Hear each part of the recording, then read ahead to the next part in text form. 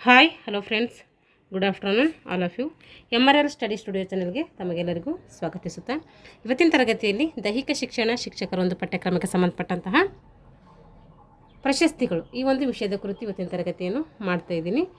ಪ್ರಶಸ್ತಿಗಳು ರಾಜ್ಯ ಮತ್ತು ಕೇಂದ್ರ ಸರ್ಕಾರದ ಪ್ರಶಸ್ತಿಗಳಿದ್ದಾವೆ. ಇಲ್ಲಿ ರಾಜ್ಯ ಮತ್ತು ಕೇಂದ್ರ ಸರ್ಕಾರಗಳು ಕ್ರೀಡಾ ಕ್ಷೇತ್ರದಲ್ಲಿ ಉನ್ನತ ಸಾಧನೆ ಮಾಡಿದಂತಹ ಕ್ರೀಡಾಪಟುಗಳಿಗೆ ಹಾಗೆ ದೇಶಕ್ಕೆ ಕೀರ್ತಿ ತಂದಂತಹ ಕ್ರೀಡಾಪಟುಗಳಿಗೆ ದೇಶದ ಗೌರವವನ್ನು ಹೆಚ್ಚಿಸಿ ಸಾಕ್ಷೀಕರಿಸಿದಂತಹ ಕ್ರೀಡಾ ಸಾಧಕರನ್ನು ಅಥವಾ ಕ್ರೀಡಾಪಟುಗಳನ್ನು ಅಭಿನಂದಿಸಲು ಅಥವಾ ಕ್ರೀಡಾ ಸಾಧಕರಿಗೆ ಉತ್ತಮ ತರಬೇತಿ ನೀಡಿದಂತಹ ಕ್ರೀಡಾ ತರಬೇತುದಾರರಿಗೆ ಅಭಿನಂದಿಸಲು ಪ್ರಶಸ್ತಿಗಳನ್ನು ನೀಡ್ತಾರೆ. ಅವುಗೇನಂತೀನೋ ಪ್ರಶಸ್ತಿಗಳು ಅಂತೇಳಿ ಕರಿತೀವಿ.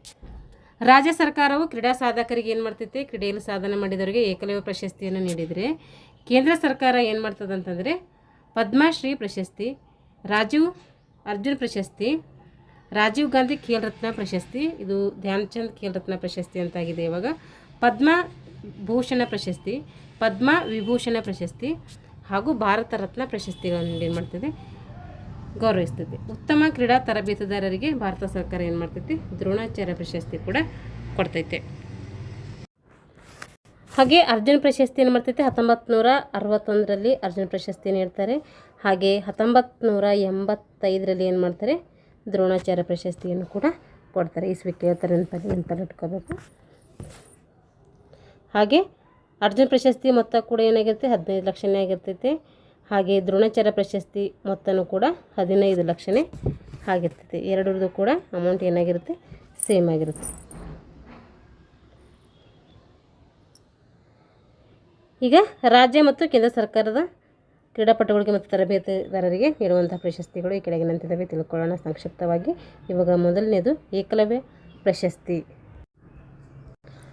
ಕ್ರೀಡಾ ಕ್ಷೇತ್ರದಲ್ಲಿ ರಾಜ್ಯ ಮಟ್ಟದಲ್ಲಿ ಭಾರತ ಸರ್ಕಾರ ಏನು ಮಾಡ್ತೈತೆ, ರಾಷ್ಟ್ರ ಮಟ್ಟದಲ್ಲಿ ಇದು ಅರ್ಜುನ್ ಪ್ರಶಸ್ತಿ ನೀಡಿದರೆ, ಏಕಲವ್ಯ ಪ್ರಶಸ್ತಿ ಏನು ಮಾಡ್ತಾರೆ, ಇದು ರಾಜ್ಯ ಮಟ್ಟದಲ್ಲಿ ನೀಡ್ತಾರೆ. ಇದು ಯಾವಾಗ ಸ್ಥಾಪನೆ ಆಯಿತು ಅಂತ ಕೇಳಿದರೆ 1993ರಲ್ಲಿ ಏಕಲವ್ಯ ಪ್ರಶಸ್ತಿ ಸ್ಥಾಪನೆ ಆಗ್ತೈತಿ.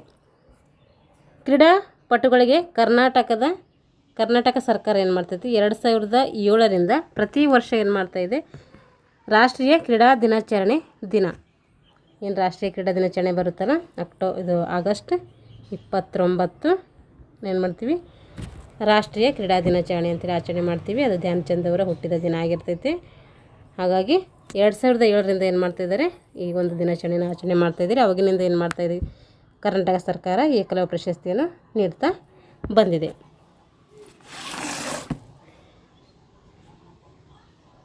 ಕರ್ನಾಟಕ ಮುಖ್ಯಮಂತ್ರಿಗಳು ಏಕಲವ್ಯ ಪ್ರಶಸ್ತಿಯನ್ನು ನೀಡ್ತಾರೆ. ಏನು ಮಾಡ್ತಾರೆ, ಕರ್ನಾಟಕದ ಮುಖ್ಯಮಂತ್ರಿಗಳು ಏಕಲವ್ಯ ಪ್ರಶಸ್ತಿಯನ್ನು ನೀಡ್ತಾರೆ. ಈ ಒಂದು ಪ್ರಶಸ್ತಿಯ ಮೊತ್ತ ಎಷ್ಟಿದೆ ಅಂತಂದರೆ, ಇಲ್ಲೇನು ಮಾಡಿದ್ದಾರೆ, 2 ಲಕ್ಷ ಅಂತ ಕೊಟ್ಟಿದ್ದಾರೆ. ಆದರೆ ಪ್ರೆಸೆಂಟಾಗಿ ಇವಾಗ ಏಕಲವ್ಯ ಪ್ರಶಸ್ತಿ ಮೊತ್ತ ಎಷ್ಟಿದೆ ಅಪ್ಡೇಟೆಡ್ ಅಂದರೆ 5 ಲಕ್ಷ ಇದೆ. 5 ಲಕ್ಷ ಇದೆ. ಇದು 2 ಲಕ್ಷ ನೀವು ತಿದ್ದುಪಡಿ ಮಾಡ್ಕೋಬೇಕು.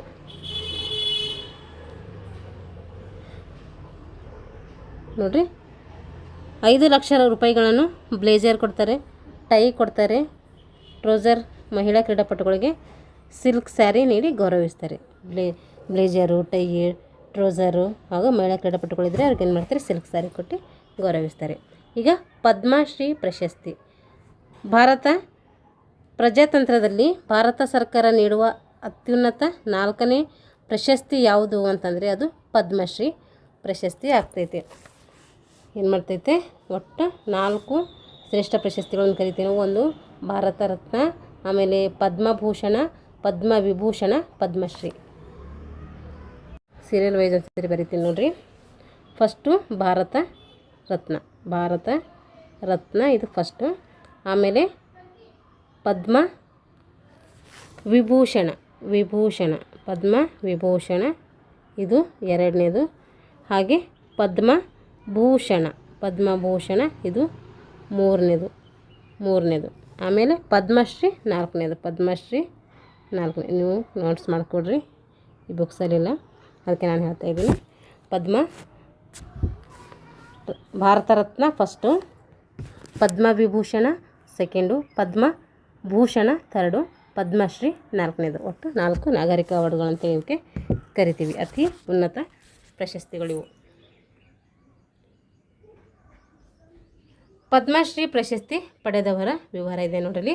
ಭಾರತ ಪ್ರಜಾತಂತ್ರದಲ್ಲಿ ಭಾರತ ಸರ್ಕಾರ ಏನು ಮಾಡ್ತದೆ ನೀಡುವಂಥ ಪ್ರಶಸ್ತಿ 4ನೇ ನಾಗರಿಕ ಪ್ರಶಸ್ತಿ ಆಗಿದೆ ಇದು. ಈಗ ಅರ್ಜುನ್ ಪ್ರಶಸ್ತಿ ಇದು ಏನು ಮಾಡ್ತಾರೆ 1981ರಿಂದ ರಾಷ್ಟ್ರ ಮಟ್ಟದ ಕ್ರೀಡಾ ಕ್ಷೇತ್ರದಲ್ಲಿ ಅತ್ಯುತ್ತಮ ಸೇವೆ ಸಲ್ಲಿಸಿದವರಿಗೆ ಏನು ಮಾಡ್ತಾರೆ ಅರ್ಜುನ್ ಪ್ರಶಸ್ತಿಯನ್ನು ನೀಡ್ತಾರೆ. ಸ್ಥಾಪನೆ ವರ್ಷ ಕೇಳಿದರೆ 1965. ಆದರೆ ಅದು ಕೊಡ್ತಾ ಬಂದಿರೋದು ಎಷ್ಟರಲ್ಲಿ ಅಂದರೆ 1961 1965 1961. 1961ರಿಂದ ಏನು ಮಾಡ್ತಾಯಿದ್ದಾರೆ ಈ ಪ್ರಶಸ್ತಿ ಸ್ಥಾಪನೆಯಾಗಿದೆ. ಆದರೆ ಕೊಡ್ತಾ ಬಂದಿರೋದು 1981ರಿಂದ. ರಾಷ್ಟ್ರ ಮಟ್ಟದಲ್ಲಿ ಉನ್ನತ ಸಾಧನೆ ಮಾಡಿದವ್ರಿಗೆ ಏನು ಮಾಡ್ತಾರೆ ಈ ಪ್ರಶಸ್ತಿ ನೀಡ್ತಾರೆ. ರಾಜ್ಯ ಮಟ್ಟದಲ್ಲಿ ಕ್ರೀಡಾ ಕ್ಷೇತ್ರದಲ್ಲಿ ಉನ್ನತ ಸಾಧನೆ ಮಾಡಿದವರಿಗೆ ಏಕಲವ್ಯ ಪ್ರಶಸ್ತಿ, ಅದು ಸ್ಥಾಪನೆಯಾಗಿದ್ದು 1993. ಅರ್ಜುನ್ ಪ್ರಶಸ್ತಿಯ ಮೊತ್ತ ಎಷ್ಟಿದೆ ಇಲ್ಲಿ ಬುಕ್ಸಲ್ಲಿ 5 ಲಕ್ಷ ಅಂತಿದೆ, ಆದರೆ ಇದು 15 ಲಕ್ಷ ಪ್ರೆಸೆಂಟ್. ಹಾಗೇನು ಮಾಡ್ತಾರೆ ಅರ್ಜುನನ ಮೂರ್ತಿ ಮತ್ತು ಬಾಣದ ಕಂಚಿನ ಪ್ರತಿಮೆಯನ್ನು ನೋಡಿ ಏನು ಮಾಡ್ತಾರೆ ಗೌರವಿಸ್ತಾರೆ. ಈಗ ರಾಜೀವ್ ಗಾಂಧಿ ಖೇಲ್ ರತ್ನ ಪ್ರಶಸ್ತಿ, ಇದಕ್ಕೆ ಏನಂತಾರೆ ಧ್ಯಾನ್ ಚಂದ್ ಖೇಲ್ ರತ್ನ ಪ್ರಶಸ್ತಿ ಅಂಥೇಳಿ ಮರುನಾಮಕರಣ ಮಾಡಿದ್ದಾರೆ. ಭಾರತ ಸರ್ಕಾರವು ಕ್ರೀಡಾ ಕ್ಷೇತ್ರದಲ್ಲಿ ಉನ್ನತ ಸ್ಥಾನ ಗಳಿಸಿ ದೇಶದ ಕೀರ್ತಿಯನ್ನು ಹೆಚ್ಚಿಸಿ ಉತ್ತಮ ಸಾಧನೆ ಮಾಡಿದಂಥ ಕ್ರೀಡಾಪಟುಗಳಿಗೆ 1991-92ರಿಂದ ಏನು ಮಾಡ್ತಾಯಿದ್ದಾರೆ ಖೇಲ್ ರತ್ನ ಪ್ರಶಸ್ತಿಯನ್ನು ನೀಡಿ ಗೌರವಿಸ್ತಾ ಇದ್ದಾರೆ. 2004ರಿಂದ 2004 ಮತ್ತು 2005ರಿಂದ ಭಾರತದ ಮಾಜಿ ಪ್ರಧಾನಿಗಳಾದಂತಹ ರಾಜೀವ್ ಗಾಂಧಿ ಅವರ ಹೆಸರಿನಲ್ಲಿ ಏನು ಮಾಡ್ತಿದ್ರು ರಾಜೀವ್ ಗಾಂಧಿ ಖೇಲ್ ರತ್ನ ಪ್ರಶಸ್ತಿಯನ್ನು ನೀಡಿ ಗೌರವಿಸ್ತಿದ್ರು. ಇದ್ರದ್ದು ಮೊತ್ತ ಎಷ್ಟಿತ್ತು ಅವಾಗ ಅಂದರೆ 7.5 ಲಕ್ಷ ಇತ್ತು. ಎದ್ರದ್ದು ಈ ಒಂದು ರಾಜೀವ್ ಗಾಂಧಿ ಖೇಲ್ ರತ್ನ ಪ್ರಶಸ್ತಿದು 25 ಲಕ್ಷ ರೂಪಾಯಿ ಇದೆ ಪ್ರೆಸೆಂಟಾಗಿ ಇವಾಗ.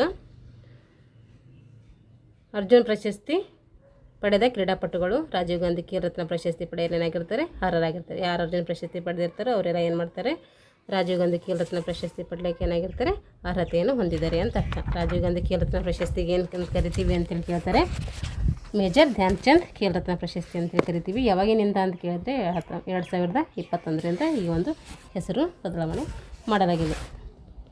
ಇವಾಗ ದ್ರೋಣಾಚಾರ್ಯ ಪ್ರಶಸ್ತಿ ಇದು ಯಾವಾಗ ಸ್ಥಾಪನೆ ಆಯ್ತಂದರೆ 1985ರಲ್ಲಿ ಈ ಒಂದು ಪ್ರಶಸ್ತಿ ಸ್ಥಾಪನೆ ಆಗ್ತೈತಿ.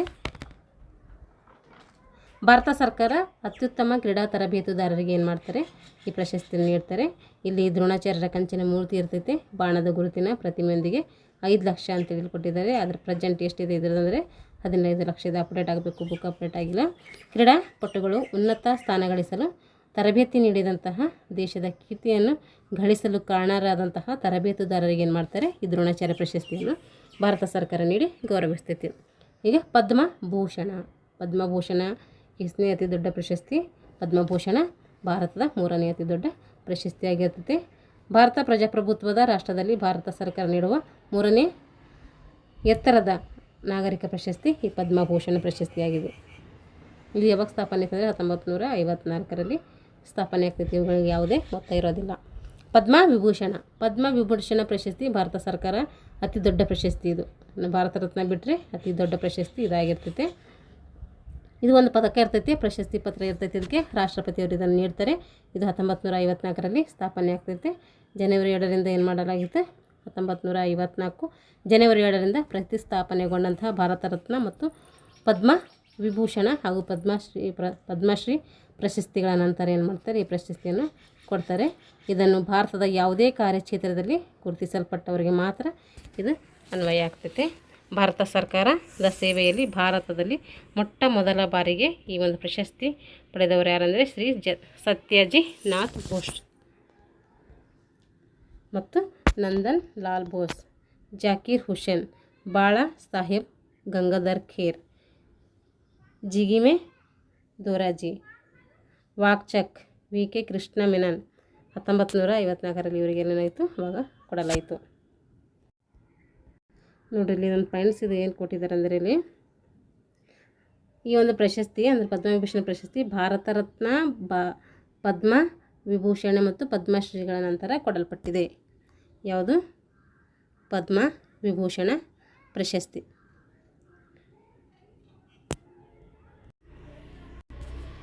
ಅಂದರೆ ಅವುಗಳ ಕೊಟ್ಟ ನಂತರ ಇದೇನಾಗಿದೆ, ಕೊಡಲಾಗಿದೆ ಅಂತ ಅರ್ಥ. ಈಗ ಕ್ರೀಡಾ ಕ್ಷೇತ್ರದಲ್ಲಿ 2007ರಲ್ಲಿ ಏನು ಮಾಡಲಾಗಿದೆ, ವಿಶ್ವನಾಥ ಆನಂದ್ ಅವರಿಗೆ ಪದ್ಮವಿಭೂಷಣ ಪ್ರಶಸ್ತಿ ನೀಡಲಾಗಿದೆ. ಹಾಗೆ 2008ರಲ್ಲಿ ಸಚಿನ್ ತೆಂಡೂಲ್ಕರ್ಗೆ ಕೂಡ ಪದ್ಮವಿಭೂಷಣ ಪ್ರಶಸ್ತಿ ನೀಡಿದ್ದಾರೆ.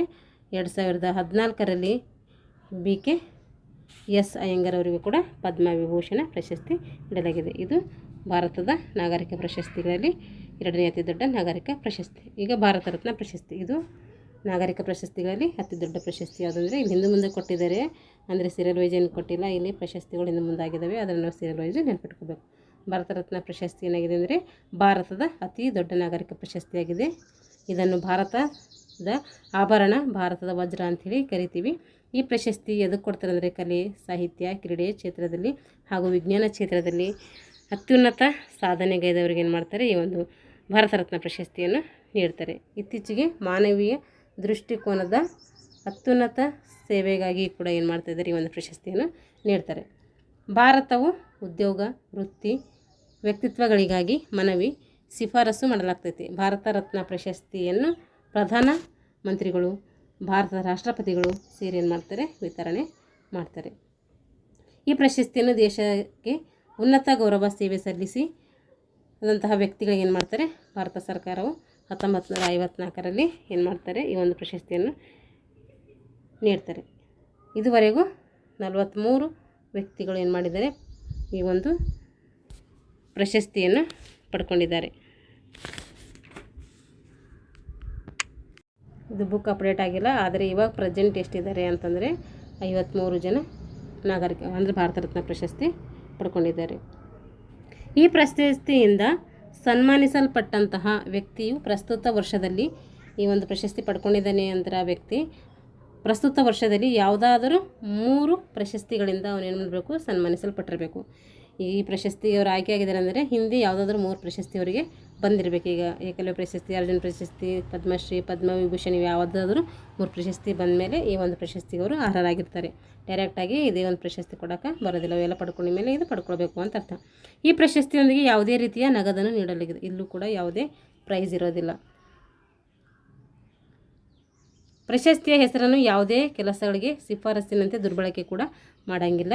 ಈ ಪ್ರಶಸ್ತಿಯನ್ನು ಪಡೆದವರು ಅವರು ಲೆಟರ್ ಹೆಡ್ನಲ್ಲಿ ಬಿಸ್ನೆಸ್ ಕಾರ್ಡ್ ಹಾಗೂ ಪದವಿ ಅಂತ ಏನು ಮಾಡ್ತಾರೆ, ಇದನ್ನು ಬಳಸ್ಕೊಳ್ಳೋಕೆ ಏನಾಗ್ತೈತಿ, ಸಹಾಯಕ ಆಗ್ತೈತಿ. ಈ ಪ್ರಶಸ್ತಿಯನ್ನು ಮೊದಲಿಗೆ ಪಡೆದವರು ಯಾರು ಅಂತಂದರೆ, ಮೊದಲು ಪಡೆದವರು ಯಾರಂದರೆ ಸರ್ವೇಪಲ್ಲಿ ರಾಧಾಕೃಷ್ಣನ್ ಅವರು, ಸರ್ CB ರಾಮನ್ ಅವರು ಹಾಗೂ C ರಾಜಗೋಪಾಲಾಚಾರ್ಯ.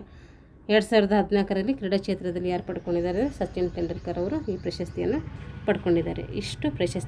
ಇಷ್ಟು ಪ್ರಶಸ್ತಿಗಳ ಬಗ್ಗೆ ಸಂಕ್ಷಿಪ್ತವಾಗಿ ತಿಳ್ಕೊಂಡಿವಿ. ಮುಂದಿನ ತರಗತಿಯಲ್ಲಿ ಮುಂದಿನ ಒಂದು ಟಾಪಿಕ್ನೊಂದಿಗೆ ಮತ್ತೆ ಭೇಟಿಯಾಗೋಣ ಅಂತ ಹೇಳ್ತಾ ಇಲ್ಲಿಗೆ ತರಗತಿಯನ್ನು ಮುಗಿಸ್ತಾ ಇದ್ದೀನಿ. ಯಾರೆಲ್ಲ ನಮ್ಮ ಚಾನಲ್ನ ಸಬ್ಸ್ಕ್ರೈಬ್ ಮಾಡ್ಕೊಂಡ್ರು ಚಾನಲ್ನ ಸಬ್ಸ್ಕ್ರೈಬ್ ಮಾಡಿಕೊಂಡು ವಿಡಿಯೋವನ್ನು ವಾಚ್ ಮಾಡಿ. ಇಷ್ಟ ಆಗಿದ್ರೆ ಲೈಕ್ ಆ್ಯಂಡ್ ಶೇರ್ ಮಾಡಿ ಅಂತ ಹೇಳ್ತಾ ಎಲ್ಲರಿಗೂ ನಮಸ್ಕಾರ.